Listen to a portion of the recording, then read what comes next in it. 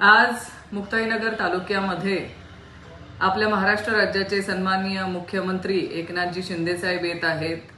आज एका भूमिपूजनाच्या कार्यक्रमासंदर्भात मुख्यमंत्री महोदय येत असताना आमच्या मतदारसंघातील काही बचत गटाच्या माता भगिनींनी मला फोनवर संपर्क साधला आणि त्यांनी मला असं सांगितलं की ताई, आम्हाला बचत गटाच्या महिलांना ह्या मुख्यमंत्री महोदयांच्या कार्यक्रमाला येण्यासाठी प्रेशराइज केलं जातंय की जर तुम्ही कार्यक्रमाला आले नाहीत तर तुम्हाला आम्ही 50 रुपये दंड आकारू, तुम्हाला बचत गटातून काढून टाकण्यात येईल आणि तुमच्यावरती कारवाई देखील करण्यात येईल।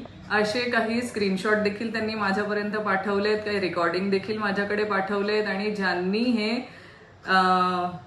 दमदाटी करण्याचा आणि 50 रुपये दंड आकारला जाऊ किंवा जे महिलांना प्रेशराइज करतायत त्यांनाही त्या नंबरवरती मी फोन करून याची सहनिशा केली आहे। त्याची कबुली त्या फोनवरती त्यांनी दिली की हो, आम्ही 50 रुपये आकारले।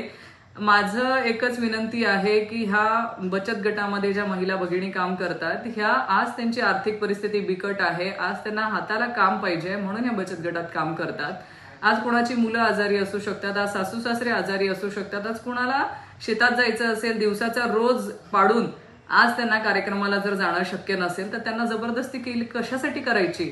माझी मुख्यमंत्री महोदयांनाही विनंती आहे की आपल्या कार्यक्रमाला ज्यांना यायचंय, मनाने यायचंय, त्यांना यायला कुणीही थांबवत नाही। तुम्ही येतायत, भूमिपूजन करतायत, आम्ही विकासाच्या बाजूने आहोतच, तुमचं स्वागत आहे मुक्ताईनगर तालुक्यामध्ये।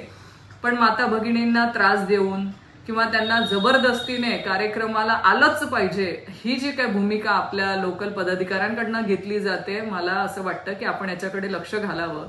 हे चुकीचं आहे। माता भगिनींना कुठल्याही गोष्टीमध्ये जबरदस्ती करून त्यांच्यावरती दबाव आणून त्यांना कार्यक्रमाला हजर राहा हे सांगणं चुकीचं आहे। माझी विनंती आहे मुख्यमंत्री महोदय, जरा आपण या बाबतीमध्ये लक्ष घालावं।